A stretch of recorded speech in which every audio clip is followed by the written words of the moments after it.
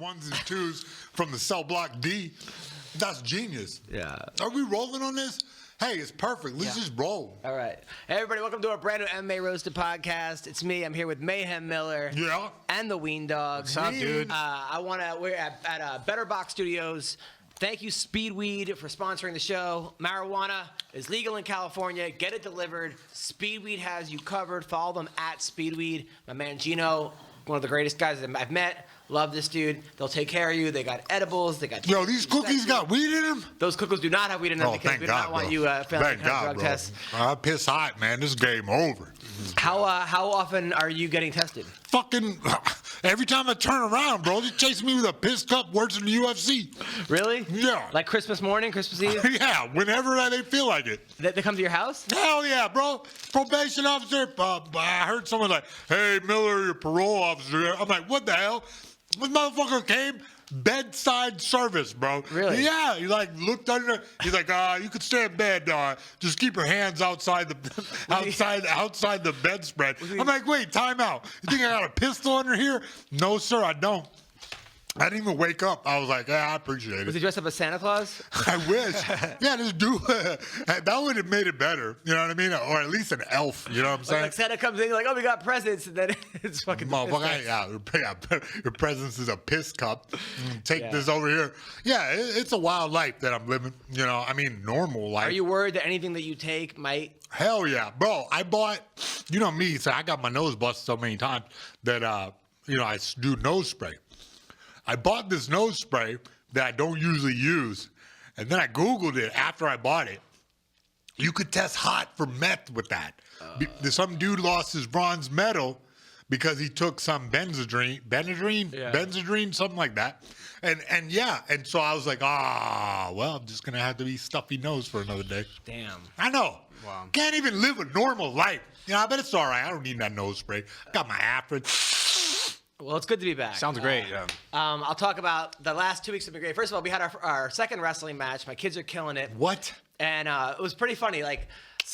We had our whole match, and those are my favorite because kids come, and also we actually recruit new kids by them watching. They watch their friends. Like, Wait, you're poaching from other teams? That's what's going on? No, the kids that go to our school.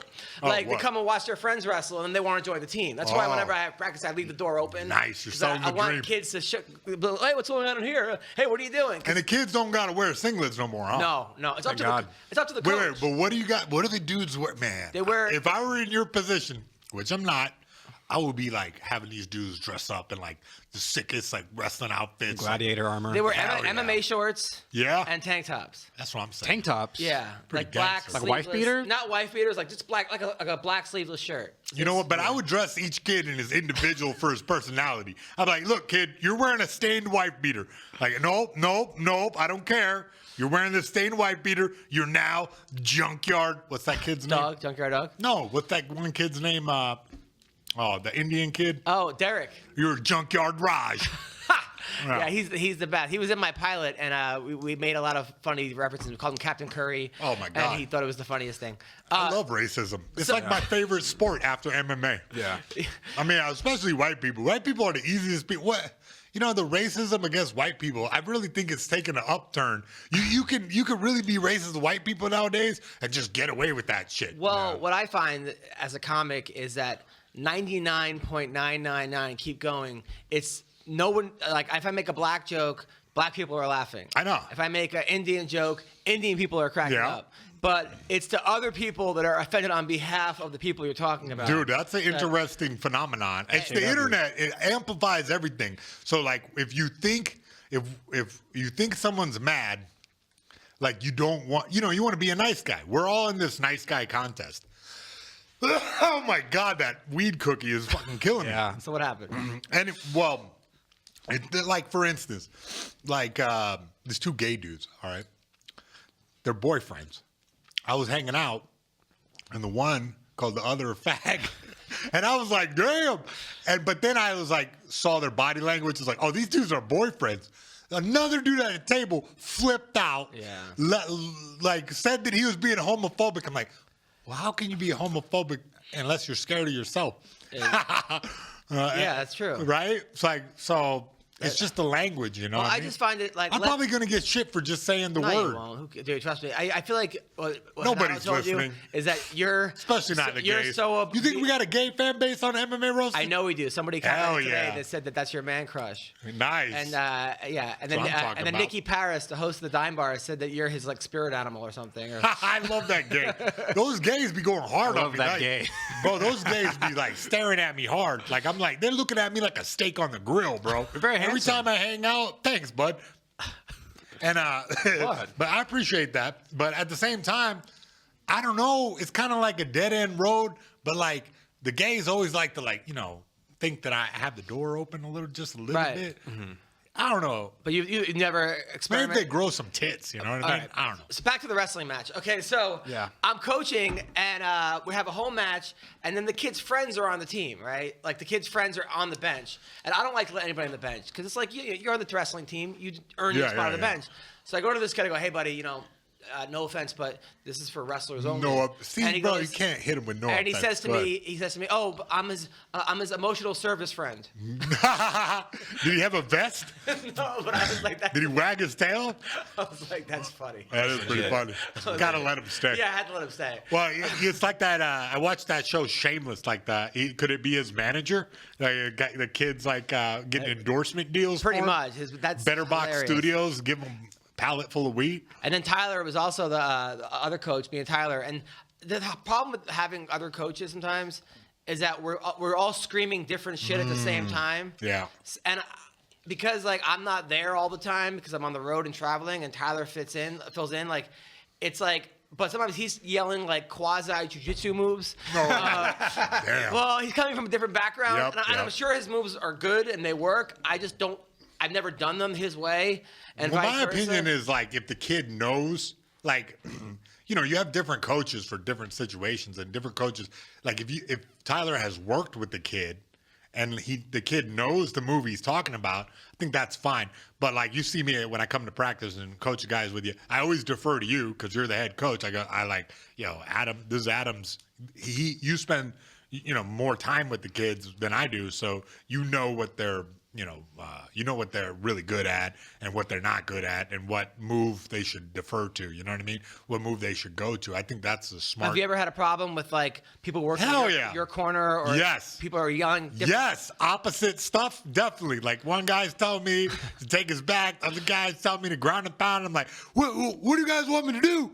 Looking over at the guys, I look at my corner and ask him. What fight was that? I ask him. The last fight where I lost, a minute. I had a minute left. I'm pretty sure. I was pretty sure there was a minute left, and I look up in the corner and ask him, "What?" I ask him how long, how much time? Yeah. And one guy goes, "What?" And the other guy reads the Bible. What? Yeah, it's Well, you have Matt Horwitz in your corner. Matt But I'm saying Horwitz, when you have bless his heart. Perillo and those guys, yeah. do you ever have cause I would assume that's even the egos are even bigger at that level. But do they ever Look, have an MMA fight where one during guy's the- yelling one thing and Yeah, I know where you're getting at, but during the best parts of my career where I was doing the best, you would have a guy who everyone is in balance, working in synergy. So the boxing coach or kickboxing coach would be yelling during the kickboxing time, and the grappling coach would be yelling during the grappling phases of the fight, and so you don't get this. Or the best usually was one guy just yells. The other guy, so the guy you can hear his voice the best, because in America, it's so loud. It's so damn loud. In Japan, I can hear the guy perfect. We could have a conversation. I literally would have conversations sometimes because everyone's sitting silently. Funny conversations or Yeah, just asking does it look good? Should I go for it? Really? Yeah. So, it's just one of those things that the fight business is tough. The wrestling's the same, it's a different tangent of fighting, and it's kind of, you got to have a clear mind, and especially these young dudes, you got to make sure that they can hear the voice. Why? Were you screaming over each other? Tyler was like, put your elbow down and lean this way. And I'm like, stand up. It was got to the point where I'm like, I said to Check Tyler, him. I said, listen, buddy, I love you. You're one of my best friends. I love what you do. But shut the fuck you're up. crazy. Yeah. However, I don't want to confuse the kids, and I think you're telling some really good things. I think I'm telling some good things. Dude, you're but so democratic. I would have just said, bro. I think it's diplomatic, is what you're saying, but not democratic. Nah, but, democratic. You're voting for it with your mouth. But I said I don't want to hurt your feelings and then have you quit and then be stuck without a coach because I need you and you make our team a lot better. Yeah. And he goes, Adam, I'm a fucking Marine. I could take criticism. I know. Like, That's what I'm saying. You're so weird. You Well, can talk to that dude directly. You know what I mean? You don't have to dance around it. It's hard for me sometimes because I don't want to. Because I always think in like 8 steps level. Like he's gonna quit. I'm not gonna have a coach. I'm gonna have to cancel a comedy show. I have to come here. And like I always think about, and then so it's hard. I hear your case anxiety. scenario. I feel your anxiety. It's coming off you in waves. But so anyway, so that was good, and then Christmas was good. Although I was something with the family. Oh. And Christmas? Well, yeah. A lonely Jew on Christmas? Dude. With your family? How'd that go? Some wife's in Fresno. I'm sitting there with her grandparents who are born again Christians. Wait, you were with your wife in Fresno? Yeah. Fresno, huh? Fresno, God's country. the baby, wife's born again Christian family, the mom there. We're in this little house, I'm stuck in a room, and I'm thinking about you because I'm there for 5 days. I got cabin fever. I can't leave, and I'm getting like presents and like gifts and food, and I'm still like I gotta leave this fucking house right now. This is too much. Like I'm going bonkers. Every day is like Groundhog Day, and then I'm like. Mayhem was locked up for a year and a half. Like, we're getting no presents and people yelling at you. Only presents I got was a beat down from the guards. Nah, I'm just kidding. But like, damn. So, I mean, how did you deal with it? I dealt with it. Then the 5 was closed. I couldn't get home. But it was great. It was funny because like some of the presents we got were like end of the world Pat Robertson boxes, like for when the apocalypse comes. You're doomsday prepper now. We have that. I also got like a computer and shoes and some really nice stuff. Damn, dude. Yeah. Some wife got me hooked up. But you know what she does? I go, let's not do presents this year. Let's do 1 present each. Let's save money. We're saving for a house. We got to buy a house, right? Okay, no problem. Come Christmas time, there's like 19 gifts for me.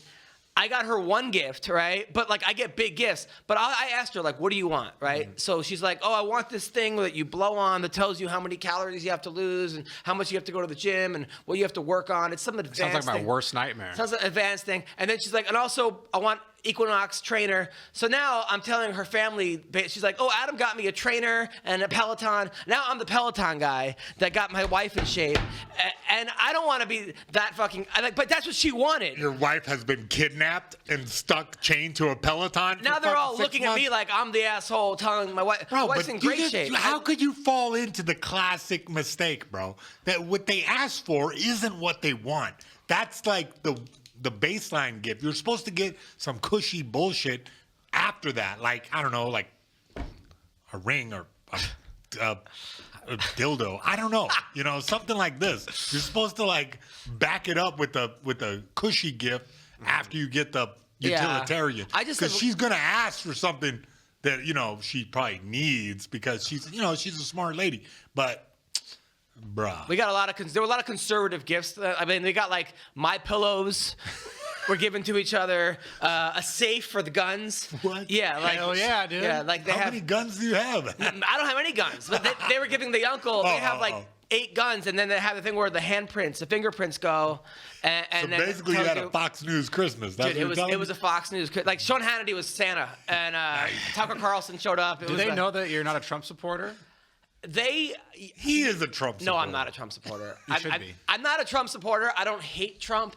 I'm not one, like, I feel like at this point Trump could cure cancer. Nice. People would still be like, he's the worst fucking president in the world. Like there's something he can't do right on some, and I'm not one of those people. I could see that he's good for the economy and certain things I wish he wouldn't We're really going to talk politics? I wish he wouldn't lock kids in cages. Okay, so politics is a big part of Christmas. And even if Obama did it too, it doesn't make it right. Like the thing is, well, Obama locked kids in cages too. Still doesn't fucking make it right. Okay, so all right, but let's go there. How was your Christmas?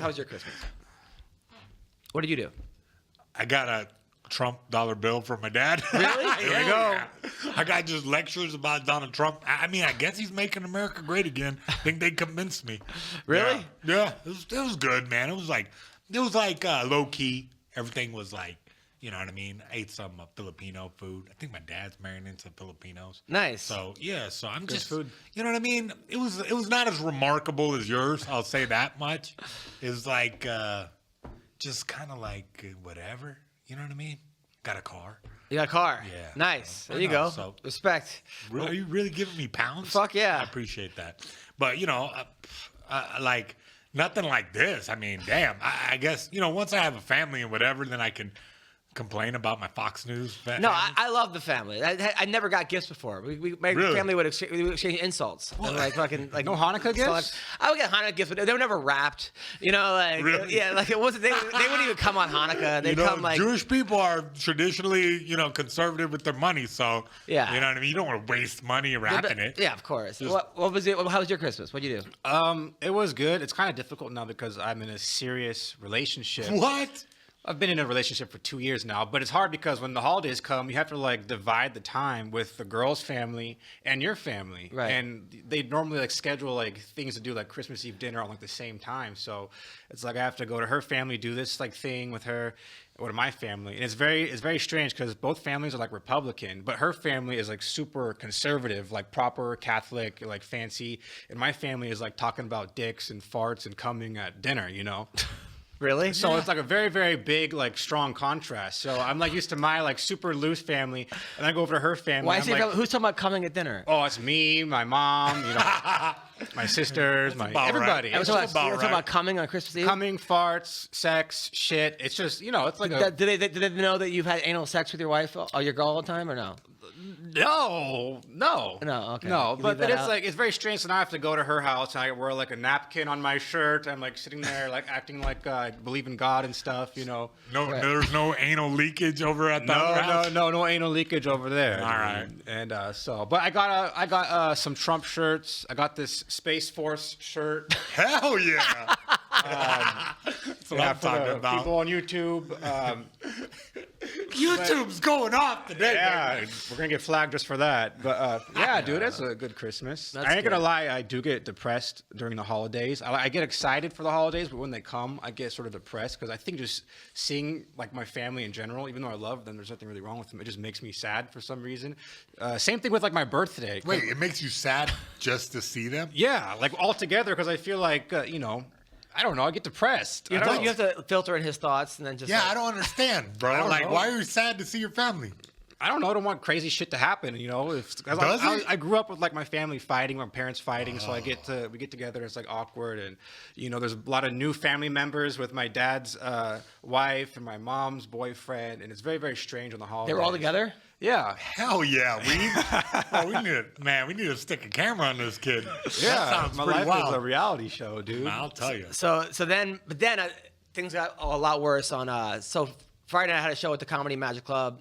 Went well. Saturday at the Laugh Factory and then Comedy Magic Club, and then that night my baby had like 99. 100 temperature, and my wife wants to bring in these like new thermometers that you put on the forehead and to take your temperature, and they don't give you accurate readings. It was driving me crazy because they'd be like 101, 103, 199. I'm like, let's just get old school thermometers, either rectal or in the ear at least, right? But no, and so now we're fighting over that, and then we have these doctors that come to the house that do like, and I'm not crazy about these. This new app with our insurance. I've heard of that. But one guy had like a man bun and had like sleeve tattoos and a poncho. shooting up. They show up in like some Scooby-Doo van. And I wasn't buying it. They're like, so anyway, so the baby was sick. Like it started at 104. Obviously, we're taking her to the hospital. 2:00 in the morning. We go to the children's hospital. It's a 4-hour wait. And then the lady goes, well, it depends on how sick she is. So she takes her back, feels her heart rate, her pulse. Oh, she's okay. We go back home. They go, you're going to get sicker if you stay here for 4 hours. That's what they basically told us. Then she went up to 105, back to the hospital at like 4 in the morning, a different hospital. They took us right in. She's got the flu. They told us, like, don't use those thermometers. Use the ones in the ear, which it sort of validated my thing, but I didn't want to be like, I told you so, not then and there, although I was feeling that way. And The rectal thermometer? no, they said, use a rectal. And then They the lady, taste like shit.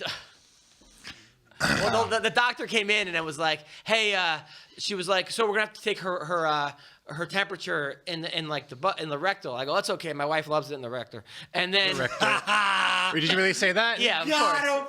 And then she goes, no, I don't. And then that was like, so now we're arguing. I'm like, then the nurse goes, I've heard much worse. So now we're like, it's a fucking comedy routine So the baby is feeling much better. She was singing and dancing towards, now it's been 3 days with her getting better. But that was another. She's on fever dreams. Just it was a nightmare, dude. She kept yelling, mommy, mommy, mommy, and crying and daddy, daddy. And it was just like, That'd have been a nightmare. She's talking now. Yeah, but she was like in such pain and crying, and then I was giving her like milkshakes trying to make her feel better, and singing and dancing, and they gave us a bear and this and that. It was just not a bear, just some big fat gay dude, and it was. No, I'm kidding. Anyway, so it was good. So that was a brutal, but that's over with. And yesterday we had wrestling practice, and I took a kid that was on my wrestling team back in college that was like the stud. I mean, he was this guy Jason Goldman. He still wrestles. He's 45. He won the worlds in the senior division. He was like the kind of guy that in college would wear wrestling shoes out to the bar. Oh yeah, that's the way to do it. Yeah, but like and like biker shorts. Bro, and like always be ready, baby. He was always ready. Always ready to shoot a double leg. Yeah. So he came and like taught I brought him to like my high school the team that I started, and he taught this, and I was like taking notes and like, oh my god, that's how you do it, that's how you do it. But it was crazy. It was also pretty cool because I wrestled for 1 semester in college, and I've always beating myself up that I never actually lasted longer and did more and yada yada. So to have him who is still wrestling come back and we're still friends, that meant a lot to me. That's awesome. That's cool. So that was really cool. So let's talk about some fights. All right. The Rampage. Do we have to talk about the Rampage fight? We have to. Oh my God. People are saying he threw this fight. Threw it. Threw it. He said he came out like a hippo. I think he's giving hippos way little credit. Hippos are in way better shape and way faster than this. Now, Mayhem. I had a fear that he never called me, so Now you're friends with Rampage. But he didn't call me for this fight, so I had a Now, feeling. did he really get hit here? I mean, this is a guy that's never been hurt in his life, basically, except for like by Vanderlei's knees. It looked like Fedor just tapped him on the top. Then he like says he protests the stoppage before they stopped it. Like someone said, at least Chael waits till after the thing to throw the fight. Like he's saying no, but they hadn't stopped it at this point. I know. Did he really get hit that hard? People are saying it's Fedor. Ma'am, you've been in there. I mean, he did get dinked right there, and I mean, if you're not in that good a shape, you don't take the damage as well. I mean, he definitely looked like he was like damaged right there. It wasn't like he was faking. Okay, right there. Okay, so he got dinked right here. But that looks super suspect. When he like jumps to the ground. That's a bummer to watch. I mean, damn. I wish Rampage that. I don't know. Here's the thing. Tell us the truth, man. I know you're friends with him. Yeah, I'm friends with him, but he didn't tell me that. No. So, I mean. But you know his character. I think that he just came out of shape and wasn't expecting to get hit that hard. And, that was game over. What am I supposed to say, bro? He's taking selfies with the team afterwards. Well, yeah. And then he puts on Instagram, like, leaving with, like, a bag of money and a chick waiting for me in the room or something. Yeah. And he's taking photos with the team, like. Look, man, when you're Rampage Jackson, you can do what you want to do. You know what I'm saying? But he has money. Like, right? He's pretty well off. Yeah, but at the same time, if they're going to throw a bunch of money at you to get punched by another fat guy for 1 minute, I mean. Do you think that he knew about this fight? He had a camp. I heard he was training hard. According to Ellenberger, he was training hard in Vegas. Yeah, I can imagine he was training hard, but it doesn't matter. You get in there that night and you get splatter blasted like that. What the hell? But if he's training hard, why does he come in looking like that? Mm-hmm. Well, I mean, he tends to be fat anyway. He came in at the limit. You know what I mean? I don't know, bro. You're asking me questions that you're going to have to ask him. He's not going to tell us he threw the fight. Well, I don't think he threw it. I just think, look, he was tired. You know what I'm saying? And he ate too many ding-dings. That's just how it is. Ding-dongs or fucking like whatever the hell they are. Look, he ate too many ding-dings, like literally or like on his head. He was carrying a lot of extra weight, you could see. And, it's not like Fedor just went and hit him one time. He he battered him for. I mean, people are calling him minutes. Bob Sapp. People are taking Bob Sapp's body and putting his face into it. Other people, and the thing is, he's retweeting the Photoshops. Yeah, I mean, look, I think he's having a good fun about it. It wasn't like he. You think he knows that? Isn't he competitive though? Because I knew that we were going to talk about this, and I didn't know it was going to be this quick, and I don't know what to say. I love the man, so it's not like yeah, he was a damn fat bastard. Okay, but when you lost your fight, when you came in 36 pounds over, right? Yeah, 97 pounds. Okay, you came in, 27 pounds over, and you lost. Were you taking selfies afterwards? Did you actually feel bad about it? It seems like he doesn't really care at all. Yeah. Nah, but I didn't get paid that much. So you took I would have been way more fun. I would have been having way more fun if I just bought a house. You know what I mean? But that night, were you partying in Italy and having a good time? For sure. Now, did it bother you at all? Because you said... Yeah, of course. If you're a competitor, it gets to you a little bit. But at the same time, it doesn't seem like it's getting to him at all. I'm sure that he, blew his nose on hundreds and was like, whatever. You know what I mean? Go cry me a river. I mean, do you think in his mind, he's like, listen, I didn't actually train for this. He didn't actually... I'm sure he trained somewhat. But, look, he wasn't expecting... that, you know what I mean? He didn't think, he maybe underestimated how old Fedor was. You think he sparred at all for this fight? Yeah. He had to. There's no way. There's no way he didn't train a bit, you know what I mean? So it's not like he went in there. But in his mind, do you think he goes, all right, look at this Photoshop. Someone put Rick Ross. Thick Ross. But do you think in his mind, he's going, he beat a fat, out of shape version of me. He didn't really beat me trying, therefore I shouldn't care. Look, why am I how are you gonna make me think since I know Rampage so well, I can tell you exactly what he feels? I'm just saying, okay, with you, right? Like if I went into a roast battle and I was like, you know what, I'm not gonna write any jokes about this person till the day of. Or not even. I'm just gonna go there and wing it. Freestyle. Right? And then I lose. Yeah. In the back of my head, I'm like, yeah, I lost, but I put zero effort into this. Maybe. Therefore, he didn't really beat a version of me that actually cared about it. I think you're onto something. You're right. Yeah, it sounds about how a guy can rationalize losing so bad like that. But at the same time, I'm sure he thought he was gonna, The thing about Rampage is it's the same as you. If you went to a roast battle, you might zing the guy. You might win because you're that good a comic to freestyle. Same with Rampage. He's got enough power in his hands where he might actually knock the guy's head off. So I think maybe that's what he thought. He's like, let me just tag this guy one time and I could win. But I don't think he took it that seriously, because afterward taking selfies, tweeting his fat photos. Well, and a lot of people are really disappointed in him. Other people are in on the joke almost. Yeah. They're like, yeah, Rampage, we got him. Like, aha. But at the same time, what do you expect from a fighter? You know what I mean? The man's 41 years old. He's given his whole life to his career. He's fought for 20 years. He's had some of the most legendary fights on earth.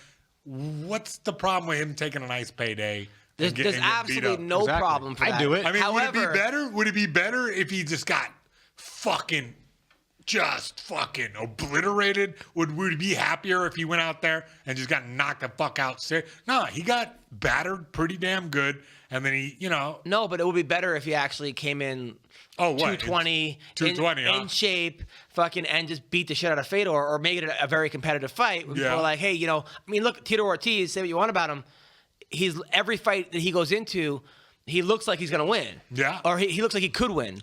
He never came in fat, out of shape Tito. Yeah, it's true. Granted, now Rampage is a very charismatic guy. He's very funny. Yeah. He seems like the kind of guy that even in his got some A-team residuals. And his pre-fight thing, it was saying, it was one of the funniest interviews I've ever seen. He goes, well, I think we got the same birthday, and therefore when I'm fighting him, I'm thinking, man, we fucked the same night. I mean, it had nothing. It was hilarious. Good. I mean, he's next level funny. Exactly. He's a legendary dude who doesn't really need, to cement any more legacy. He's already got it. Lost to Fedor. Okay.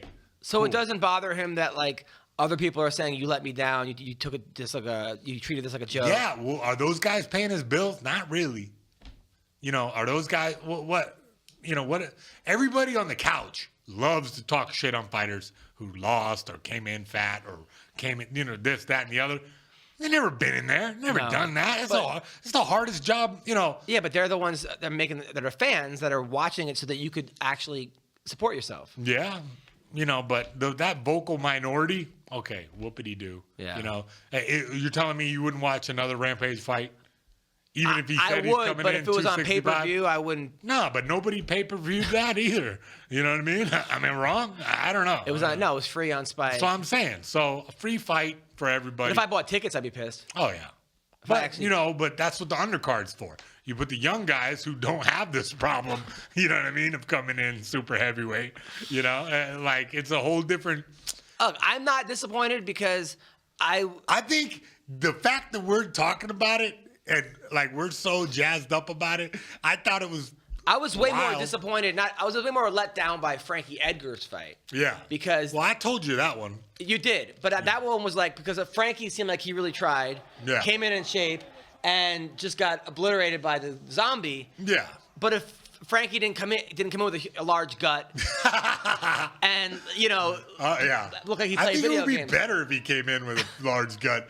I think a fat Frankie Edgar would be badass. I mean, but he was actually trying to win the fight. And But I mean, he came up short. What are we gonna do? Cry about him? No. Yeah. No, but at this point, I don't want to see Frankie take any more damage. That's what I'm saying. I told you that the damage that Frankie's taken over his career, and it's been a great career. I mean, the guy has been one of those guys, like an icon in the sport. It's just tough, man. You over the years you get worn down. Your body takes damage. It's just a reality of our sport. That you can only be on top for so long. Have you noticed that your chin over the years has gotten? Yeah, for sure. There's in my later fights, there were shots that I took that wouldn't have hurt me 10 years prior, 5 years prior. Even against Dalloway, I remember he jabbed me one time, and I was like, what the hell? And I felt a little off. And it's just because I got thousands and thousands of hours of sparring, and at the beginning of my career, I didn't move my head. Just punch me in the head, and I'll punch you back. And that was the way I fought. And I enjoyed that. I didn't care. It didn't hurt. So I just did it. But the reality is you chip away. And I just think it's an age thing, too.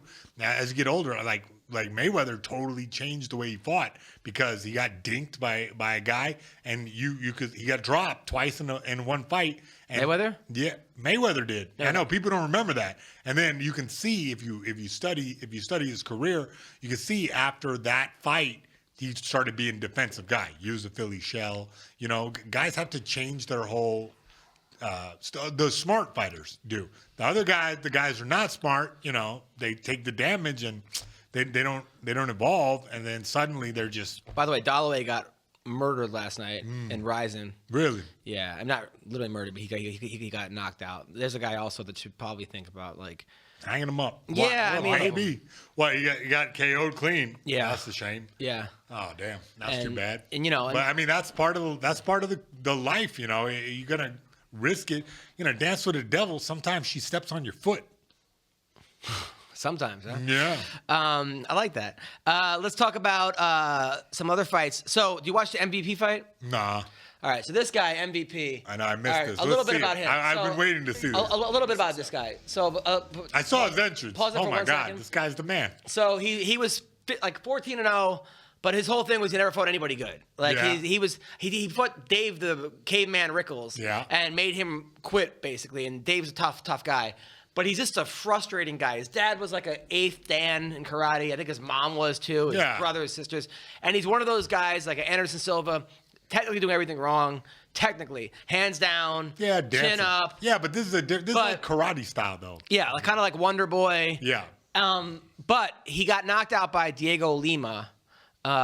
Is it Diego Lima or the other one? Douglas Lima. Douglas Lima knocked him out in the Bellator championship, and since then he's had 3 fights, and they've been putting him up against guys who some people are calling them cans. I wouldn't say they're cans, but they're not just advantageous to his style, and making him look like a world beater again. Oh yeah. But people are actually angry. Some of the fans that he's not fighting better guys. They're like, okay, great, you're beating up, put him up against someone better. Yeah. I understand what they're doing though, but this guy is 11-3. They're saying he was really good, but look at some of the things he was doing. I'll show you some of these things. Oh, he's just running straight away, huh? This guy had no answer for him. I mean, yeah, no answer. And And this guy seemed like a tough guy, but Yeah, Japanese dudes are always tough. They're like, Bushido. That was a crazy flying knee he hit him with. but look at this one kick he does. I've never even seen this. All right. So That was called a jump knee, bud. no, not that. Wait. Oh, yeah. So, That was in the first round. But hold on. I want before this, do this one. Gage, can you do that one like he did that like breakdancing move? he always does a breakdance move. No, but not like That's this. how he fights. No, but not like this. Even McCarthy was like, nobody ever does this. It's a little bit before. Right, that one, right before this. He did a Blanca kick? What is this? He did a Blanca from Street Fighter? What exactly is this? That's pretty badass. That's like some capoeira. But I don't know. What? Have pretty you ever badass. seen that before? Yeah. You have? Come on, man. You never played Street Fighter 2 Turbo Edition? Yeah. Blanca But does in the an kick. Yeah, fight? Yeah, you press down and B and he does that. Yeah. Could you do that in a fight? Have you ever tried that? No. Nah. But I wasn't as dynamic a striker as this guy. How do you even teach that? I mean, landed it too. What do you mean? You train that shit on the bag, who bro. taught him that? I don't know. Blanca? I mean, how many guys in the world can do that in a real fight? Well, there's one. Like, Yeah. No, I'm just saying, like, this dude, he has his own unique style. And so, of course, he's going to bust out some weird shit, especially when he's deep in the first round and then he's already beaten the hell out of the guy. so what would you do? All right, so you're training this guy, right? You're his corner man. It's going into the second round. This is what happens in the first round. What do you tell this guy? Just pull guard, you know what I mean? Go Eddie Bravo style. Really? Maybe. I don't know. If my guy is getting dominated on the stand-up so much, anything to get him down. Do a takedown, do a leg lock, do something. Get this guy on the ground because the striking disparity is so high on these two guys. I would definitely make this guy do nothing but takedowns. Like, just try to get him on the ground. You know what I mean? Without opening yourself up to big shots, you got to do something. But so he tries pulling guard. He's going to not go down. Yeah. They're going to bring him back up. Yeah. So- It's okay. Just look, the strategy for a dude that's a way better striker is to push him on the fence and try to get him, at least close the distance so that we don't play this game where we're at medium distance. Medium or far distance. Medium distance is the best for the striker. If the guy's standing at medium distance, it was like punch kick distance. Dude, that's terrible. Can you pull up the Douglas Lima KO of Michael Venom Page MVP? Yeah, I never saw that. I read about it that happened, and I couldn't find it. I mean, okay, but because I don't know what you would tell that guy. I mean, he was running right at him. He was trying everything. You can't say the guy. Well, Shinsho Anzai. You cannot say the guy lack of effort, didn't try. I definitely pay to watch this guy fight again. Just on basis of heart, but at the same time. So now, by the way, Lorenzo Larkin won also his fight. So they're saying Larkin is going to be next in line for the title, not MVP, because they're saying MVP. It's going to be Larkin versus Lima. So right here. So he actually hurt him in the first, right? So Yeah. MVP is doing what he does, and he hurt him. And then Lima, who I love, real nice guy, right here. So he's doing this, Yeah. kicks him there, and boom. Yeah. That's one of those things that only Douglas Lima can do. Why? Well, just because that soccer kick to the leg that tripped him up, I'm sure that they planned on that, and then he just followed up with a punch. I think that every guy has his own specific strengths, and that particular Douglas. But Lima, why can Douglas only be the guy that? I'm saying that specific technique, how he kicked his leg out from under him. That's one of those things that Lima is the best at. Really? I mean, I've seen him do that before to other guys too. Just a correct timing, and I'm sure that his coaches were like, "All right, look, when this guy does the crazy switch stance, do the low kick, you know what I mean, and keep scoring with that." And he took advantage of the situation. As soon as the guy fell down, he gave him hammer time. That was awesome. Yeah. A guy like Page is very difficult to prepare for. Because he does so much. And who do you switching. bring in that's going to exactly him, right? There's guys out there not on par with him, or they'd be, up there at the top ranks. But this You gotta get some karate dudes to get used to that footwork. That's what about a guy like Joe Schilling? Would a guy like Joe Schilling be a good guy? Nah, that's like Muay Thai. You know what I mean? Like it's different. The dynamic switch stance, that's like really hard to prepare for. So you got to get somebody who at least like Wonder Boy. And Wonder Boy, like it will have to be like a guy that maybe isn't like an MMA fighter who just does that specific footwork, and you have to mix him in to sparring with other guys who do more standard stuff. So probably the smartest thing to do to prepare for a guy like Page would be to wear the dude out with regular MMA fighters, right? Then about 2-minute mark, at the end of the round, put a, kung fu dude, karate stance guy to get him used to that. I think that, You ever see the fight? What he did to Cyborg? Yeah. Not Cyborg. Jeez. Yeah, Cyborg. Yeah, Cyborg. Yeah.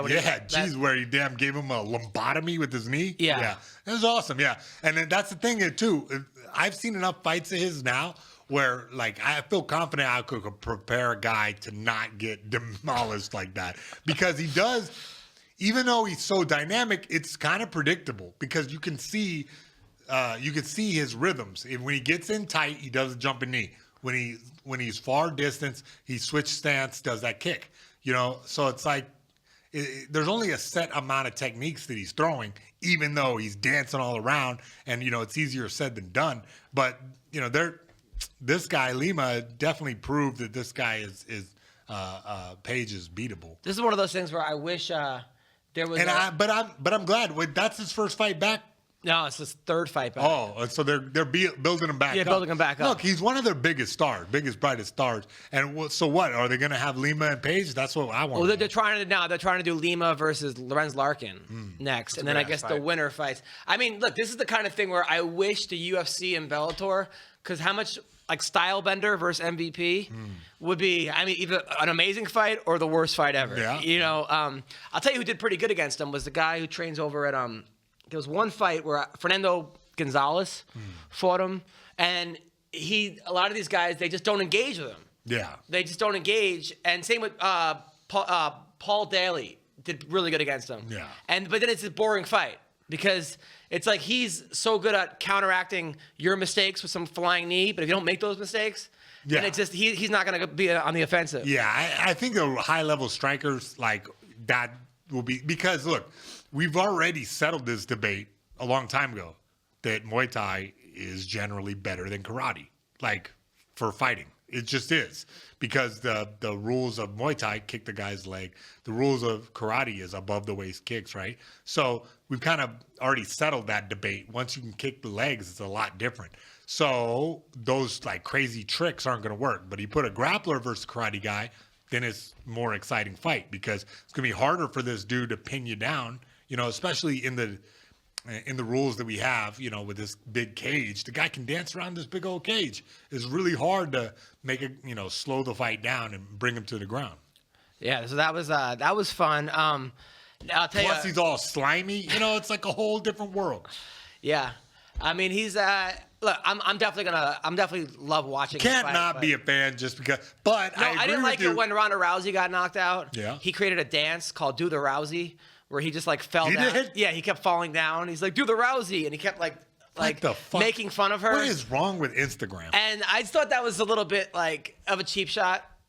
One thing I don't. Why? One thing I don't know. Well, what I don't do. I don't do it at MMA Roasted. I don't make fun of people when they get knocked out. It's just not my thing. I feel like we all like in the sport mostly are like, what? Like, nah. Like you got to show some respect. If somebody gets knocked out, even if they're 265 pounds, you can't talk shit about. No, of course not. So that's the whole thing is that when he made that do the Rousey dance on Instagram, I think a lot of people were like, "Fuck this guy." Yeah, it definitely was not the because it's just but he's a young buck. He's just trying to make fun. He's just trying to look the world. That's why I said, "What's wrong with Instagram?" The world we live in is so fed by clicks, and you got to be more extreme. I know it for myself because I was spent a few years being so crazy on the internet that why? Because that's what everybody wanted. Everybody kept pumping me up to do it, and he's a victim of the same thing. Dude, you had a video one time though. I came to your house and you were trying to get that Nick Diaz fight. Oh God! And I was trying to get the fight. Yeah. And you made a video of you doing an impression of the Diaz brothers. Yeah. That was you never released it. I never did. It was so funny. Oh, really? Your Nick Diaz impression was like, and it was like, "Don't be scared, homie." Like, I remember your manager came to look at it or something, and like, it was brilliant. No, but the powers that be, they wouldn't let that happen. So I never. And then you had another one where you made fun of all the guys from Tap Out. Yeah. You played each of one of those guys. Hilarious. Another you have good impressions. It's time to go back. We got to get. We'll talk after. We got to get some of that going. Now, I got to say, I saw a movie over the break on Netflix. I wanted to talk to you about it. This movie, it was like highly recommended by all these people called Shot Caller. I don't know if you've seen it. This guy goes to jail. He's like a suburban dad. He goes to jail for a DUI, ends up running shit in jail. And his life, he's then like the most powerful guy in jail. But it's a fucked up movie. Like it's not one of those movies. It doesn't have a feel good ending. Yeah. Is it a drama or like a comedy action? No, not a comedy at all. It's like my dad said it's like Sons of Anarchy on steroids. Yeah. And that's sort of he's kind of right. Okay. Yeah. Good movie. It's with Frank Grillo from The Punisher. The guy plays The Punisher. I don't know who the lead is. Great movie. I liked it. But my wife, we watched it on Christmas. Not a good Christmas movie to watch with your family. You watched Shot Caller on Christmas. Way to go, bud. Now I gotta say, there were a lot of scenes in that movie where they took the guys in jail who were out of control and put them in these cages outside, and the guards fucked with them, and these guys walked around in their cages, and I'm like, this can't be how it is. Like this is like. And then I called Mayhem. You said it was exactly like that? Yeah. I mean, they nailed it pretty.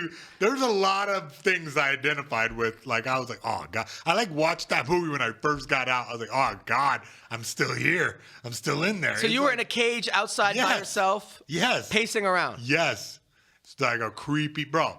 Look, man, if I ever run for president, okay, criminal justice reform, there's no way to, like, kind of heal yourself inside there. You just become more of an animal. And like that movie like nailed it because there's so much in there like that just like they just fucking got it. Now when you got to the yard, it was like right? post-traumatic stress disorder. And when they had the yard, right, where the guys all hung out, all the prisoners hung out, Yeah. and then they got the white supremacists here, or the white pride guys, and the Mexicans and the black, and then they took the white guy, like, hey man, you got to be safe. You come with us. Is that how it was with you? Nah, I had the benefit of being a dude who was like kind of like untouchable, where like I got to do my own program.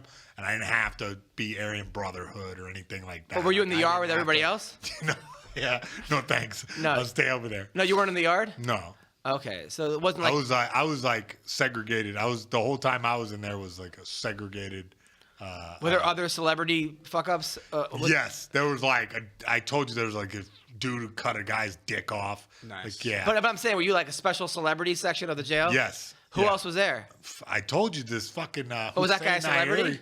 I mean, he did escape from the Orange County jail. So, yeah, he was like... We were with Bill Cosby? Yeah, Cosby was over there. No, you weren't with Cosby. Yeah. Really? And, yeah, we were watching an old... Oh, come on. Yeah, he signed my copy of Ghost Dad. Oh, give me a break.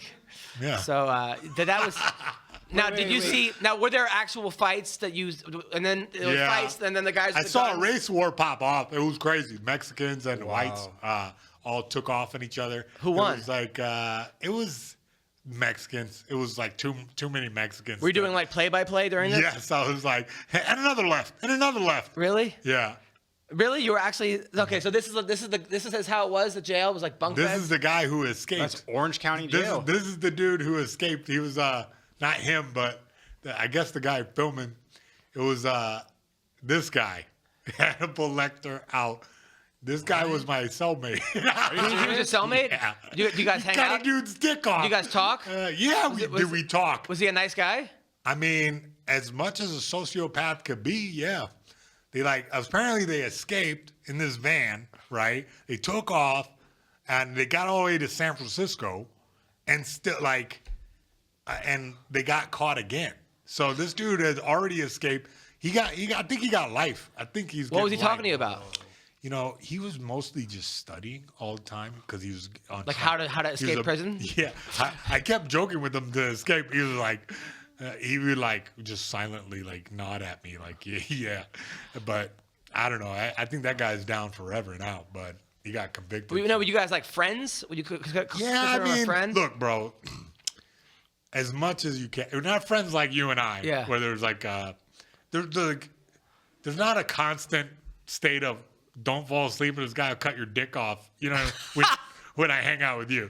You know what I'm saying? Like, this guy's a whole different animal. Right. Yeah, so it's like... Were you hiding anything that was like pointy or anything? Like, what? Were you hiding anything that could be used as a knife to cut your dick? Was that in the... Nah, I mean, you don't have that. What are you going to do? With a plastic spoon? Good luck. Yeah. Is it true that people will talk to each other through the toilets at jail? Yeah, or through the ventilation. Yeah. Like people stand up like, hey, get on the phone. And like you stand up and talk through the ventilation shaft all day. Oh my gosh. It's a nightmare. But they said in the movie, like, you got the keys to the jail, right? You have the keys. That means you're the guy who makes the call. Yeah. And then, like, so there was a guy who had the key? Yeah. Well, I said that I had the keys all the time, and nobody challenged me about it, so it was good. And nobody said to you, hey, you think you're tough in the UFC? I'm street tough. Nah. Nobody ever like approached you? I mean, it was like there was I got lucky where since my charges were fighting the cops that I had like this weird respect. And it feels so bizarre to talk about it now because it feels like I was just watching a bad movie about my own life. But, I feel like such a different person. But, it's like this thing where I had some respect. So I just, as long as you give people respect, you get it back. Like that's the. But were the big thing. cops ever mad at you for beating up their colleagues? No, it was so long ago that they were settled down about it. And plus, everybody wanted to come by and talk fights. I would have my own little podcast all the time. Me and the cops talking fights. They were like asking me about different techniques and whatnot. It was a weird, interesting time of my life. And, I'm glad that's over. Wow. But we're still going to bring it up on every episode. I know, every episode. I appreciate that, Ween. Well, lucky because we have your cellmate coming in right now. So there was obviously we're talking about this guy, that Jiu-Jitsu, or what's his name? Gordon Ryan. Gordon Ryan, right? Who is like right now like the top of the world in Jiu-Jitsu. I know. He's the So he beast keeps on. beating up MMA fighters. Yeah. So he went up against Chael Sonnen in his submission underground. He went up against Gabriel Gonzaga. Yeah. Now Gonzaga obviously is a black belt, and can we start this from like the beginning? And Gonzaga outweighs them by what? Yeah, and he's fought, I haven't seen this yet. He's fought everybody. This happened last week, right? All right. So Gonzaga versus Ryan. Ryan fights every week against somebody. Yeah. Seems like he's being a Where does he train? That's what I want to know. New York. So John what Danaher. would you? Okay, so With who? Danaher. Danaher and like All right, Penzo. all right. So what would you do if you're Gonzaga here? He obviously wants to get your legs. He's pulling guard. Yeah, well, I mean, obviously, look, in this situation, you're going to have to try to find a way to pass the guard. But this guy's guard looks real dangerous. It's very active, Can he just do like a cartwheel and then just get into side control? but the guy's going to move, you know what I mean? Yeah. So in MMA, you could just hang out here and punch. But with grappling, see how this guy is looking for this underhook to do an arm drag on him. And he's got active butterfly hooks there. You see on the bottom there. Mm-hmm. See how his left leg is all curled up under him. Yeah. Yeah. It looks like he's going for a sweep right here. I don't know. Now, but if you're Gonzaga, you probably don't see this that often, right? Well, yeah. Of course, he's a black belt. He's seen this. He knows what's going on. Look, he's trying to drag his arm back, but at the same time, this is cool to see. Oh wow! So he oh man, that was pretty slick. See how he jumped into this? Oh wow, that was freaking awesome. Yeah, that's really impressive that he was able to hoist him over. See how he goes crisscross and goes inverted like that? Yep. That's a very difficult thing to pull off with a guy that heavy as Gonzaga. Man, that was pretty brutal. This guy's leg locks are on point. I haven't seen leg locks like this since back in the day, like Dean Lister style. So what do you do if you're Gonzaga right here? Well, I mean, the smart move would be not to get in here, but actually to probably jump away once he gets in there, But the problem is, more than likely, is that Gonzaga's not sweaty yet, so that he hung onto his leg hair and wrapped up the legs. But wrapped up the leg lock, excuse me. But you probably to jump away, that's really the best move is if the guy gets up underneath you and grabs on into the leg lock, you jump can away jump away and start over. And then it's exactly. And kick on his butt, kick on his butt cheek with your other foot and escape. But that was really slick, man. There's a reason this guy's at the top of the game right now. You can see how smooth he transitioned into this leg lock. Does Gonzaga know he's fucked right here? Kinda. Look at Gonzaga's reaction.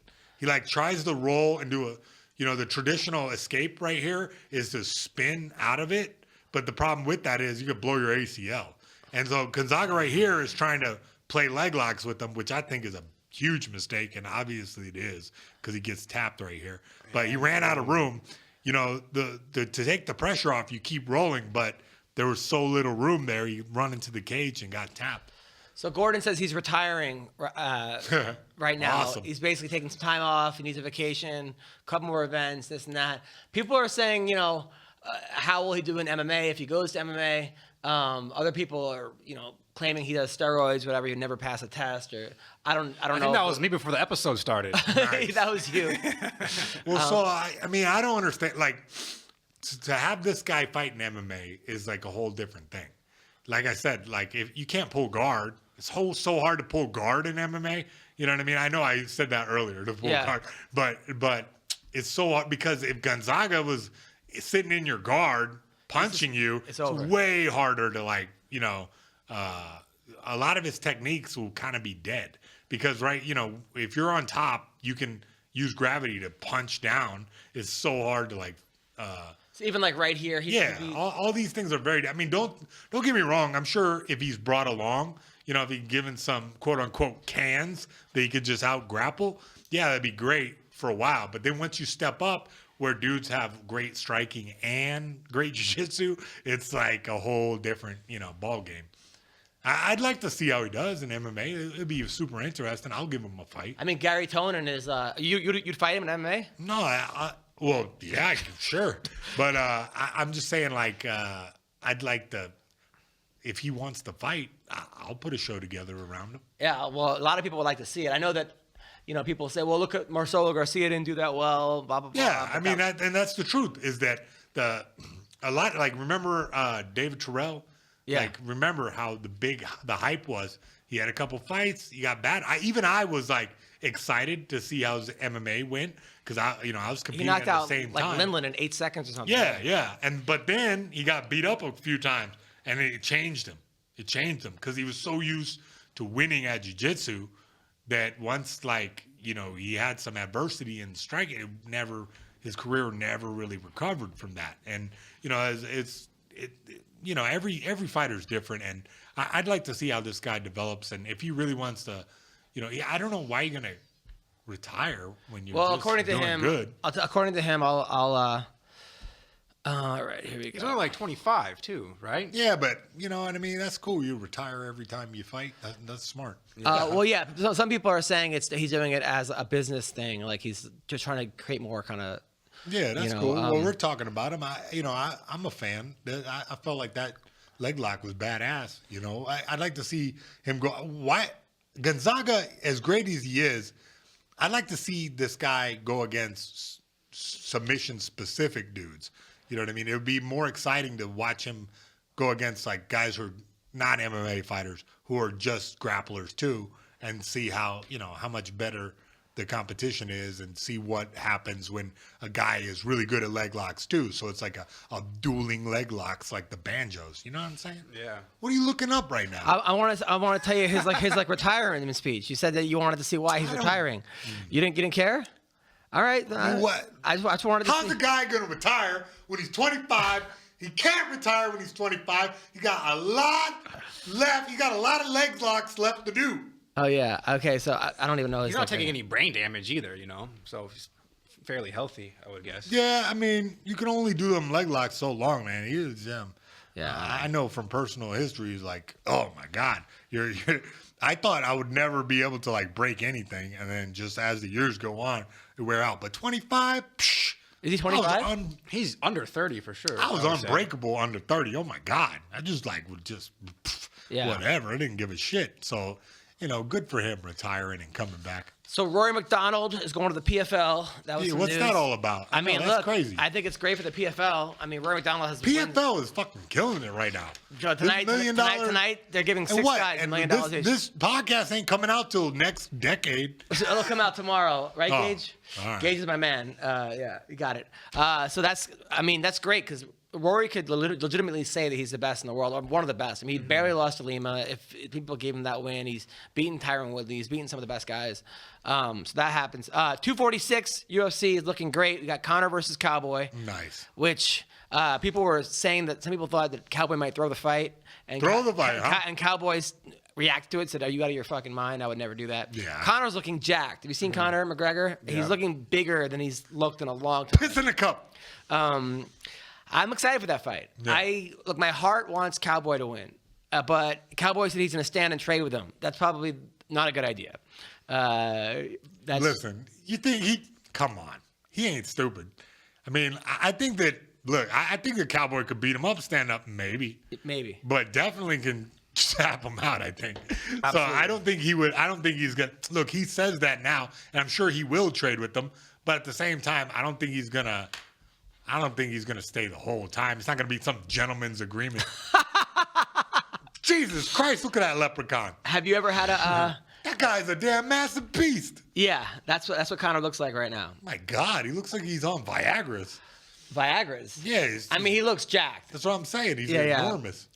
Now, do you think... is that going to help him, though? Because usually his speed is the... I know, yeah. I don't know what the fuck. What is he, baking bread under there? Yeah, damn enormous. This is dude bodybuilding fucking for fitness. Baking bread. Is he about to be the damn Aquaman Part 2? I know. By the way, I've actually tried Proper 12 whiskey over the holiday break. How'd it taste? It was as dog shit as they say it.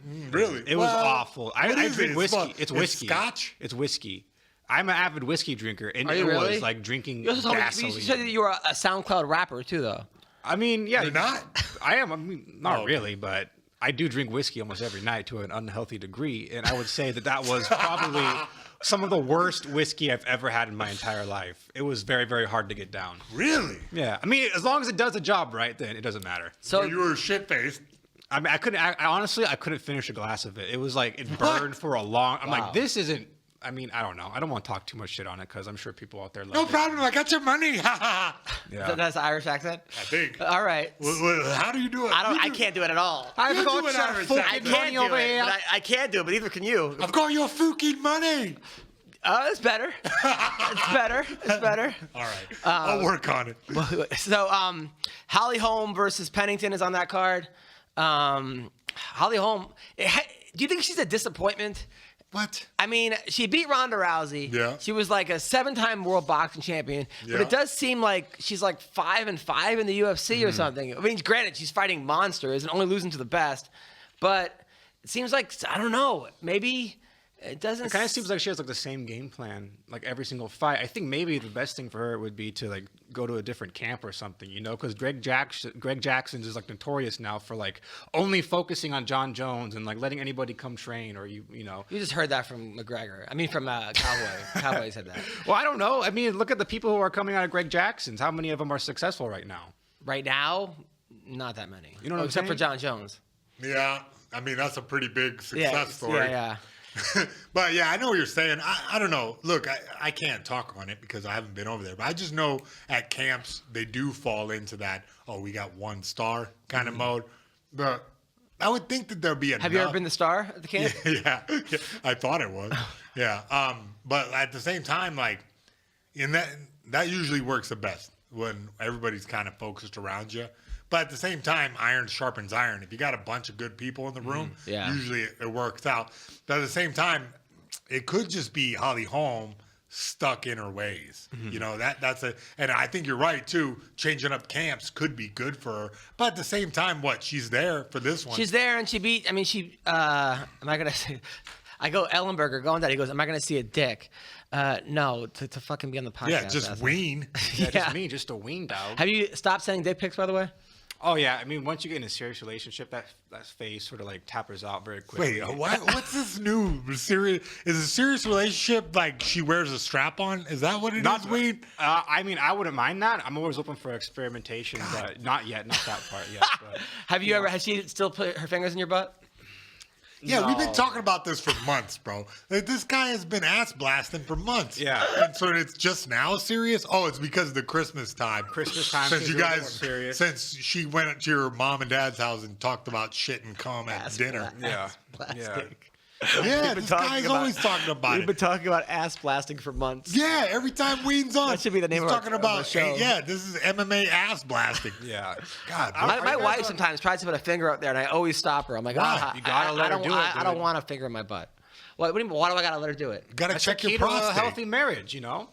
99% of marriages end in divorce because there's no anal blasting, dude. I'm telling you right now, do it in the shower, soap it up, do what you got to do. He's like Baby First Yoda. of all, 99% of marriages don't end in divorce. Well, I don't know the Okay, exact are you statistics. saying the ones that ended in divorce are because there's no anal? It's like 50%. I mean, So it's I'm like- sure there's a scientific study somewhere out there that proves my point. There's I'm not there's- gonna look for it. She's saying we have to like survey people. Did you get divorced? And do you think if she was more anal blasting up your butt, it would have lasted longer? Yes, People are going to say 100%. yes. Yeah. Has she ever checked your prostate? Yeah. Because most dudes are against that, right? They think, oh, that's gay, it's going to be uncomfortable. But the thing Yeah. is, it's more, it feels better for us than it does for women. I think at certain points you have to stop, though. I think the problem with like Mayhem's life and some of my some of my lives. What's has, wrong? has Tell been- me about what's wrong with my wife. You keep raising the bar as to what gets you excited, right? You know what? You know what? I'm gonna have to fucking agree with you that at one point. Like now, I've like scaled it back. I've already done a bunch of crazy shit, but so I'm not getting ass blasted. Thanks a lot, Yeah. Weed, for the tips. So Yeah. I make sure that I don't know. Once I get married, I'll buy a strap on. I guess. Yeah. I don't know. Start But small. here's my theory, though, is that, okay, beginning it's like you and your wife, and that's what gets you off, and that's sort of healthy, and the yada You yada. keep your pushing the girlfriend. envelope. And then you're like, oh, let's have a threesome. That'll be fun. And then that turns into, why don't we become swingers or open relationships? And then it's like, that doesn't get us off. And let me watch somebody fuck my wife in front of me. Rio Chonin And- told me the story because he saw me. I kept running through chicks and like back in the day in Hollywood, and he was like, "Oh, maybe boring," and I was like, "Boring," and he's like, "Yes, maybe boring," and I'm like, "What do you mean? I'm gonna get tired of banging chicks?" Like, "Yeah, yes, one time," and he looks up. He's like, "My friend, he's," and he looks in the translator, producer. #1 movies, making many, fuck a model, fuck a actress, fuck a many. Then one day, change, fuck a boy. Oh, God. And I'm like, no way. And he's like, yeah, it's true. Riri. And I was like, no way, Jonah. And he's like, yes. And then many girls coming and shits his face. Yeah. I'm like, wow. I was like, you know what? I took a step back after that. I think that's true. Look at Eddie Murphy. He was caught with like a tranny, right? Yeah, I don't transgender, but yeah, I think that's what they Transgender. call it now. But it's true. I was listening to Natasha Kingsbury's podcast because what's her name, Jade Bryce, who I like a lot, was like she's like talking about that they have an open relationship, her, Natasha, and Kyle Kingsbury. Who? Oh, Kyle Kingsbury. And Natasha Wicks, who used to be the ring girl for, I think it was WEC, Yeah. then maybe the UFC, and then All right. and they talked about they have an open relationship where she likes to set him up on dates, and he's on Bumble, and next thing you know, it's like it was two guys and her, and it all seems fun in theory until it doesn't, you Yeah. know. And I just feel like at a Yeah, I certain think point, swinging around is like, yeah, it's always. some people can do it. I mean, look, some people can do I it. think there's an argument to be made. Can you live this life inside our culture? It's so kind of far. It's like if you were to like be an old school Mormon and have like 8 wives, could you do that?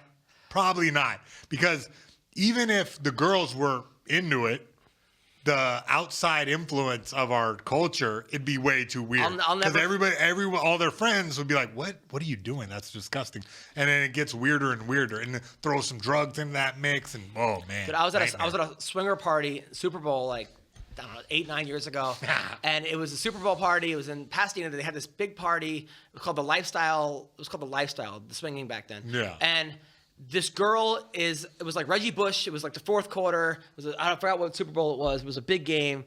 And there's a girl on the bar with her back lying down, looked like a turkey, her legs in the air, and some dude is fisting her. Right? And I'm watching the game, and then I'm watching this. I'm watching the game, and then I look at some girl, and she goes, "That's disgusting." And I was like, "Huh?" And she goes, "He's doing it wrong." Like, that was what was disgusting about it. Not any of that. And people were so desensitized to all of this. Yeah. And for me, as a human being, I try not to get to that point. What because the fuck? What were you doing there, though? My friend, what happened was this guy, Phil Verone, he used to be in Skid Row. He was like the drummer. After Sebastian Bach left, it wasn't like the Skid Row. It was still, but anyway, he was involved with this like swinger. So you're going to swinger parties with dudes? Well, no. What happened was they all came to the Improv one night. All the swingers. One. Oh, they did. And then afterwards, they all surrounded me. All these like kind of good-looking cougars, sort of, kind of, and they were like, "Hey, you're really funny, blah blah blah, and you have a big cock," and it was just come fist me. And then they were like, "Hey, we're having a big party," and then Corey Feldman will be there. So then like we're having a big party. Oh, you had to go in Pasadena on Super Bowl, and my friend had just got divorced. And I was trying to cheer him up, and that was my excuse. That's the way to do it, right? That was my excuse for going. I wanted to go anyway, but I'm like, I'll be a good friend and take him. But I was telling myself that was the reason I was going. And I love how you do the mental gymnastics. Of course. And then I think I was getting like a blowjob from some chick afterwards while kissing another girl, and my friend kept going. Was being a dick. He was like, "Hey man, we have to go." I'm like, "Get the fuck out of here, dude." He just kept asking me questions like. Wait, that's the friend that you brought there? Yeah. Just to be a total dick. Trying to cheer him up, getting a blowjob, making out with a cougar. He was cock blocking on purpose. That was the first and last time I went. It was too much. It was too much for me, man. I have to stop. It could be a gateway drug. It's basically like these threesomes and swingers. It's a gateway drug, and you keep going. I remember Jake the Snake Roberts. There was a documentary about Jake the Snake back when he was smoking crack and doing backyard wrestling, and it was the scariest documentary. And he said, he told the story about first it's one girl, two girls, and next thing you know, you just keep upping the ante. And my advice to any listener here is you have to stop at a certain point. Stop at level 2. Don't be a total fucking prude, but just know where that's gonna take you. Ween, where do you think we should take it? I'm glad you asked. Well, with me personally, after I have kids, I'm gonna chemically castrate myself, so I don't have those urges anymore. Wait, you're gonna what? I'm serious. I'm dead serious because I have demonic thoughts about sex and kinky stuff. What are your demonic thoughts? There's the stuff I express on the show. It's like stuff the average person would never do in a million years. Like what? Stuff with blood, weapons, and I don't want to say anything that will get me arrested. Bro, why? I thought I was the dirtbag on this podcast. This fucking guy is just one-ups me every which way. I wants to murder people. I don't even have a high testosterone count. If I did, I'd be a serial killer, dude. Bro, that's why I'm saying. Listen, get rid of the balls. You got a couple bodies in your backyard, I'm sure. I don't want to raise too much suspicion. Mayhem. Get the corpse dog at his house, bro. Weendawg is murdering Is Ellenberger people. signed on yet? Speaking of blood and weapons. Blood and weapons. Blood, weapons. Yeah, man. Are you on? Oh, come on, Jason. Fisting. What else? What else hashtags can we put on this fucking YouTube video? Right. So, all right. Holly Holm also on that card. Claudia Gadella is taking on Grasso. Alexa Grasso. Yeah, it's a good fight. Gadella is the hottest chick, but she's a triplet, which makes it. And her sisters are just as hot. They all look alike. Although twins has never been my thing because it's not like you're ever gonna bang them at the same time. You have? Yes. I bet. Well, in high school, me and my friend switched these chicks. They were weird, man. So I can't. When you're saying somebody's weird, yeah, all right, go on, bro. These girls were I can't believe you went to high school. Yeah. All right, go. What happened? Giving us the business, bro, and they would switch, and then not at the same time though. Yes. You were banging them at the same time. Yes, it was fucking weird, bro. Who was your friend? I forgot all about that. Was it Forrest Griffin? Yeah, he just you just brought something from the dead right now. I didn't even know that. So you did bang two girls in high school that were twins. Yes, twins. So fucking. What about later in life? I felt weird about it later. Later I never ran into any.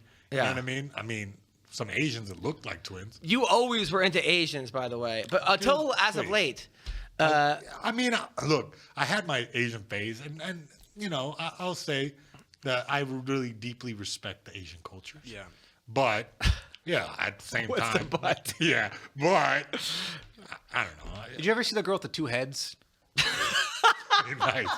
Listen, Have you seen that? Yeah. On the Discovery right, Channel. twins? Yeah. There's like a leaked photo of them blowing a dude. Come on. I'm serious. simultaneous. Yeah. How big is this guy's dick? Their mouths are pretty far away. I think they just like switch like every 5 seconds. Where did you see this photo? It's just a leaked photo on the internet that I come across. Or I came across. What website is this guy on? Check his browser history. Just think one body, Yeah. 2 heads. That's so bizarre, dude. That's a legendary story, though, if that happened to you. Yeah. Okay, Yeah. Jake Ellenberger. Is it a rule that everybody has to be in their car driving when we do this show? Jake- Ellenberger, don't crash the damn Jake, car. have you seen the photo of the girl with 2 heads blowing some guy? What? Forget it. All right. That's the proper all right. So we're talking to response. Jake Ellenberger right now. Ellenberger, That's you're your first. Wait. That's your first question. Yeah. Well, we Bro, the tip-top show, bro. This is the height of MMA journalism right here, dude. Weendawg was talking about it. He saw a picture of a girl with 2 heads blowing a guy. I figure you're from Omaha. Things might be. You have a lot of experience with birth defects. So how are you, man? I'm good, man. I'm good. How about you? So, now, How's what do you do? Mayhem? Mayhem's right here. I'm awesome, bro. I know. Great to see your handsome face.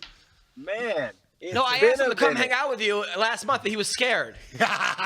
Well, I can understand that. The last time he saw me, I was fucking mad, man. What happened? So I don't know. Oh, yeah, he almost burned down an apartment complex. Wait, what happened? You.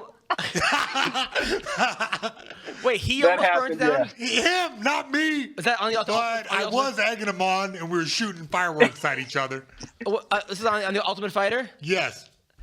Ellenberger. Wait, Go what ahead. happened? Yeah, Go yeah. ahead. Yeah. Admit to it. It's past the No, that's statute of true. That's limitations. You guys true. you guys were shooting fireworks at each other. Yeah, and like on the floor below, there was a there was a little bit of fire involved. Yeah. So now, now Mayhem said he brought you in as a coach on the Ultimate Fighter to help him coach the team, right? But every night he was smoking weed and partying and not training. Why wouldn't you help him out and be like, Jason, you got a big fight coming up, train? Hey man, he was training during the day. Like he would go out at night, but he was training every day. Okay, Yeah. No, all right. seriously, he was training like. It was a wild time, man. All right. Now he did say that you were the best guy he's ever trained with, or at least one of the best guys. He did say Oh, Jake. Come Ellenberger. on. Come I on, appreciate bro. that. The Thank you, but I Ellenberger. appreciate it. Now, since you last I saw appreciate Jake, the he now compliment, has though. 3 kids, by the way. Yeah, what the fuck, bro? You can't put a condom on that thing? Jesus Christ, bro. He's just splatting them out. What are you, Mormon? Yeah.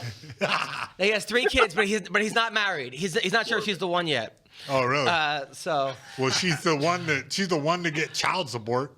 yeah, no, she's a very beautiful lady. I've met her, gorgeous girl. Are we gonna talk about something like fucking Fight MMA related? Nah, All we're right, so talking about I'm kidding. She penises. is the one. Jesus All right. Christ. So what's going on with your career? What's going on with you since you retired?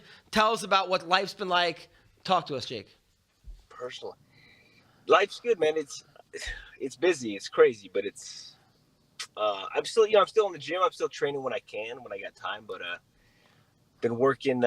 Been doing some working for a company that does like payment processing. Not as exciting as MMA. So, Yeah. but it's all right, man. I still get in the gym. I still watch a lot of fights. It's Now it's you certainly not as fun. you moved to Vegas, I am in Vegas, yeah. and now you're training over at Extreme Couture. Sometimes, yeah. And now you still go to the pro practices. And I heard you've been fucking everyone up in the pro practices. Are you thinking about What? making yeah, that's the word on the street. Are you thinking about making a comeback? You told me that. So are you thinking about possibly coming back? Oh God. It's the door's not closed, yeah, but not right now. Like today, no. Now, you also told me that Rampage was in really good shape. You said that you heard from that Rampage. I did? Yeah, you told me that. We talked on the phone. You're like, I might put money on Rampage.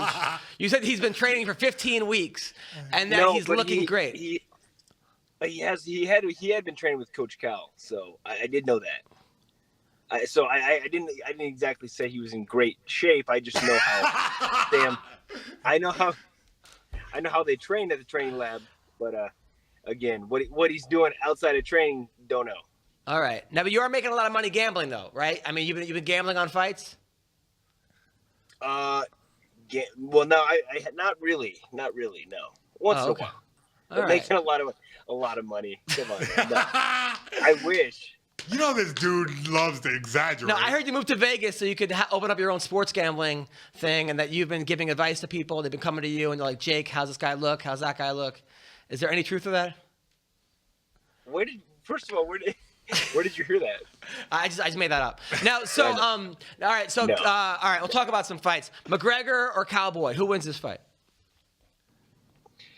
Man, I hate to play the fence, but like I don't know, man. It's like McGregor's been out for a long time. There's so many variables in the fight too. You know what I mean? Cowboy is pretty consistent. You know what I mean? That's not an easy fight any night of the week, but I don't know, man. It's hard to say. It really is hard to say.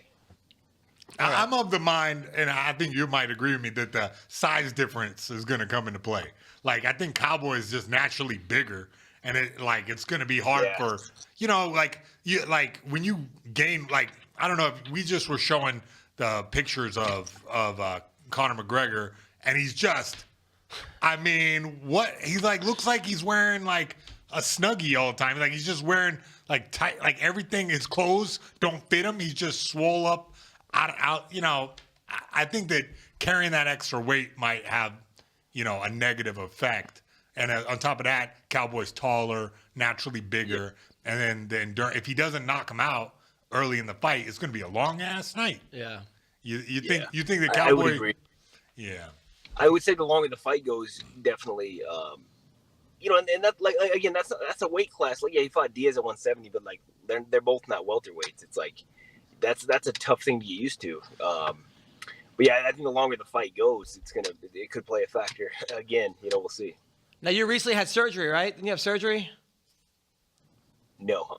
Oh, I thought you were in the hospital. You had surgery on something. Or you got something fixed or something. You were like. Do you get chemically castrated? No. No. Oh, no. Okay. Sorry. All right. So, what's with the? Now, all right. Also, they're saying that Romero is going to fight Israel, Stylebender. Romero, I love watching him, but he's got to be at least 70 years old at this point. Well, we don't know how. The Cubans never tell you how old they are. You have to add 10. Well, that's because like when they come over on the boat, they just have like a fake birth certificate, right? Is that true? So that that's the same like with baseball players. Yeah. Like a 25-year-old dude with a 16-year-old birth certificate. Right. Yeah. Who do you think wins that fight? I would say Stylebender. Yeah. I'll agree with you on that. I mean, more likely, but it's not like Romero is a damn pushover. He could, if you study the guy right, there's a way to unlock that style. There's a way to beat that. It's the same as we all thought Michael Venom Page was just unbeatable, and then what? Lima turns around, kicks his leg out, and beats his ass. So now, I agree. I think with Israel too, he's got obviously a little bit of youth on his side. He's fast. I mean, with his the reaction that he has, he's got great reaction. If you see him just watching his like fight IQ, he's got great fight IQ. That I don't see UL beating him, but he is damn explosive. God damn, he's explosive. Now, Jake, back in the day, you trained over at Pat Militich's gym, and you said it was like a fight club. You guys went over there, like, just hit each other fucking every night. Was a sparring night, fucking no gloves, like no headgear, teeth were flying out. Later on in life, you were training with Mayhem over at Rain, where things were good, but Mayhem's ex-girlfriends would show up, and then the cops were called, and fucking Asians everywhere. Mark Munoz was eating. Now, how would you compare those two experiences? Those are like two different worlds right there. All right, so I mean, as far as training, like, yeah, I mean, I would say like the training intensity was very similar. Yeah, in military there wasn't, I guess in those days, like the Jeremy Horn days, with Jens Pulver was champ. It was a tough ass room. I mean, there was a lot of fights, but that was kind of still the old school mentality of training. You know what I mean? But yeah, even when I went to Rain too with Munoz and Mayhem, there definitely became more structured, and there'd be a lot more periodization and conditioning, a lot of other things that just evolved as MMA evolved, Did you ever spar with Tim Sylvia? Did I not know? You never had to spar with him? No. Now Mayhem in the gym, I did though. get fucked up by Spencer Fisher and Jens more than a few times. Jens Pulver? Even though he was like 145 and you were 190? Oh, yeah. They didn't matter. I mean, for sparring, he ripped a few liver shots, too, that would just send me into the corner of the mat. Yeah, I'm telling you, when he was on top, man, the guy was an animal. Now, Mayhem claims back when he was a white belt, he was tapping black belts left and right. What? And that the coaches would be like, well, that's just Mayhem. Were you there? Did that actually happen? What? But that was like before me and Ellenberger even got together. But I love your imaginary. This guy's imagination. I mean, it's just boundless. You should be on Reading Rainbow. Now you were at some of those. You were at some of those legendary Mayhem parties that I was at, where there would be fireworks and he'd be naked, and there would be like lots of women everywhere, and Pat Cummings was in the corner. Now, but you're a pretty reserved guy. Like Mayhem, like Ellenberger's the guy in the corner, very unsuspecting. Bro, I disagree. This guy can turn into a madman too. He's on Mr. Nice Guy Dad now, but I don't know. He was wild out. He was shooting fireworks at strippers one time. Really? Yeah. Wow. Yeah, got thrown out of his stripper's house. Wait, what was that? It was a strippers? You got thrown out? What'd you do? We got thrown out. I don't know. We were shooting fireworks at each other in the house. Wow. Putting fireworks in the microwave. It was just a wild time. Dude, I remember, but like, I've never seen a fighter react to a loss the way he does, because he would be my co-host in the podcast. He would lose. So obviously, I'd give him time. I wouldn't hear from him for like 4 weeks. I'd send like 19 texts. And then all of a sudden, at 3 o'clock in the morning, I would get a text saying, "No man can beat me, scorched earth." It's right? nice. And then I'd be like, does this mean you're coming back on Tuesday? Like, Hell yeah. and then I'd find out he'd be at some Indian casino in Omaha for like 3 weeks by himself with like a flask, and like he like grew a beard. Hell yeah. And like Indian casino. now is that have like you handled yourself better since Adam, those days? Yeah. I love your imagination, Adam. Yeah. This guy just you'll makes shit up. Adam's got to be a great writer. But Oh, thanks. I appreciate that. no, seriously. But no, that didn't happen. The scorched earth. That didn't happen. Oh, yeah. There's some truth to that. Yeah. He screenshotted that shit. He's posting it on Instagram. No. I was looking at my battery. I'm like, oh fuck. Now, do you miss competing? For sure. Yeah. I mean, honestly, I miss like the group, man, the group of guys. You train with the camaraderie, the team. That was always fucking a lot of fun. A lot of fun, man. A lot of good memories. But yeah, I mean, there's days you don't miss getting hit in the face. But yeah, for sure, training, competing. Yeah, I mean, I loved it. I got to, one thing I will say, I admired the way Askren retired when he retired. Because he said, you know what, I was given opportunity, and that's all you can ask for and fuck, I got a lot of opportunity. So at the end of the day, that's all you can ask for, and I'm grateful for that. So Now, I know that you had a feud with Jake Shields, but you said Jake gave you ringworm or herpes or something. Yeah. I know that Jake knocked out Shields I know, in that like was 10 beautiful. seconds. I remember that. Did you like give him 5 afterwards? Or Yeah, were for you, sure. Were you like, thanks for I taking don't care know. of my guy or something? I don't know. I was happy to see that, though. Because that was oh, like wow. bully beatdown, where he was the bully and beat you, and then you came back and beat him for him. Hell yeah. I felt good about that because I felt like I was like helpful to Jake's career. We spent a lot of time training together. So it was like really cool to see him like just come alive with some hammers and, you know what I mean? Do some shit I couldn't do. So, that's dope. I mean, that's kind of the, what he was talking about. And that was a big problem that I had, right when I got out was I missed that camaraderie so much that I just went to a depression, bro. And I know that when I saw that, it was like I was not training. I was injured, getting, all these surgeries and whatnot. And to see that, maybe I had some influence on his training, to see him do that was pretty awesome. Jake, did you leave? Oh, you're back. You're back. Cool, Yeah, cool. no, you did, man.